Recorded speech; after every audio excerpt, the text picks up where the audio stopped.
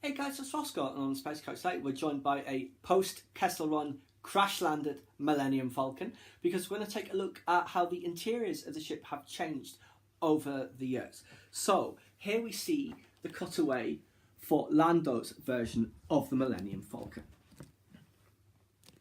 So here we see the lounge, you see L337 there. Lando is in the cockpit. There is a bulkhead that serves, it's like a safety zone, you know, if the ship is damaged, this can be a safety area. And then here you see his quarters. Here is the Cape Armoire, the walk-in Cape Armoire. And we see there's a concealed access to get into the escape pod.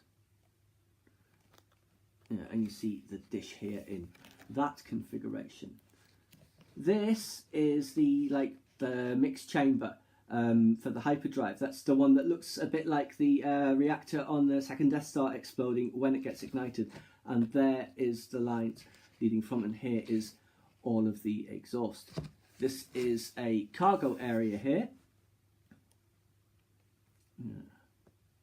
So yes, and the information it says: the Millenium Falcon has an outwardly sophisticated style that conceals the fiery core of a spirited fighter, not unlike its owner Lando Calrissian.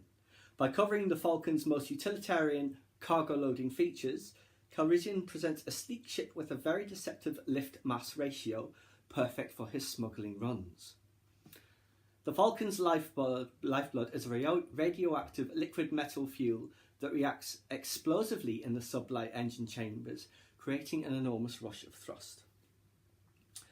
Lando personally oversaw the skinning of the Millenium Falcon with a form-fitted shell of Durasteel, finished in Hue Alabaster 7791, with Chris Anno Blue 7255 highlights. Standard Lantillion Paintworks coding system. The streamlined body assists in quick getaways, but also with sensor countermeasures. The smooth surfaces help boost the transmission of jamming signals from the ship. We do just see here the drinks bar with sink, which was here. So that is how the interior looked, and just look at how pristine all of the paintwork and everything is inside in the corridors. That's how it looked under Lando's ownership. Now, by the time of the original trilogy, it looks like this. Now, this is from the other angle, unfortunately, so it's a little more difficult to compare. So you see Han in the cockpit, you see Chewie and 3PO and R2 playing Dejarik, and here you can just make out in the crease Luke and Obi-Wan doing their training. So it's now just crew areas, no Cape Armoire, it has all been expanded.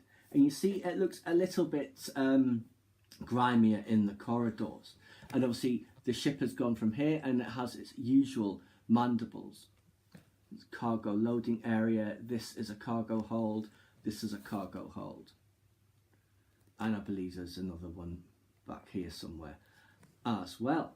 So what it says: battered, scarred and much modified, Han Solo's Millenium Falcon looks more like a bad scrap job than one of the fastest spaceships in the galaxy. This remarkable Corellian pirate ship began its life as a YT-1300 stock light freighter, but like many ships of its class, the Falcon went through significant remodelling at the hands of smuggler captains. Its engines have doubled in size, its defences are military-grade heavy-duty destructive weapons, and in every respect it is a high-performance hot rod of the highest calibre. The extensive modifications bring a price, however, in the form of endless maintenance. Solo makes his living by smuggling everything from weapons to contraband spices through Imperial blockades in the quest for profit outside the Empire's restrictive laws. A long history. Han Solo won the Millenium Falcon from his old friend and fellow smuggler Lando Calrissian in a heated game of sabacc. I don't think they were old friends at that point. Lando had no right to complain, having come to own the Falcon through gambling in the first place. Over many years, dozens of minor laser hits and micrometeoroid punctures have been patched with micropanels, or even left alone, giving the ship a dilapidated appearance. Han Solo now refuses to clean up his ship's appearance as a matter of pride. Yes. The Falcon's customised hyperdrive system is fully twice the size of the drive system in a standard YT-1300, giving the ship a hyperdrive class of 0.5, twice as fast as Imperial warships. The secret of its hyperdrive performance is in Solo's modifications that streamline the ship in hyperspace, controlling the warp of the space-time continuum around it. Other ships have tried to match the Falcon's speed without these modifications and have blown themselves to subatomic particles. Yes. So that is just what it looked like under Han Solo's first period of ownership. By the time he gets it back, and we're back to the other view again now, more changes have been made, and it's even grimier now. Yes. So this is now, I guess it would have been like married quarters, and there's a galley has now been installed, which was a wedding gift for Princess Leia. I'm sure she was thrilled with that. Yeah. So there's BB-8 in the corridor. Now who was in the cockpit? Yeah, it's Han and Rey. Oh yeah, that's right. So there again, the Dejarik table. There is Finn and Chewbacca. He's attending to him, making sure that he's trying to heal that wound that he gets on the Eravana. Yeah. So yes, even more worn down with more interior modifications. There's that cargo area again. This is now uncovered. I'm not quite sure what that says. Oh, it's just an outdated Imperial IFF transponder. And obviously, each version of the ship has had a different dish, although you can't see it on this cutaway.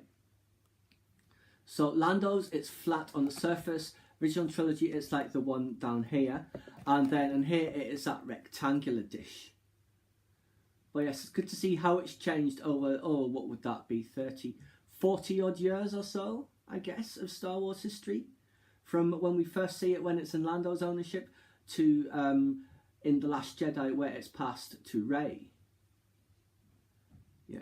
So that is just a look at the differences in the interiors. It still has things like the pods in the same place throughout all of it. I wish we'd had a look at the actual escape craft when Lando had it, the interior, because I'm sure it would have been very stylish as well. But that for now is just a look at the Millennium Falcon down through the ages. It has undergone significant restructuring, both exterior and interior remodelling, and it's a fantastic ship, probably the best ship in all of Star Wars, and I absolutely love the Falcon. So yes, that is just the 3 different ages of the Millennium Falcon.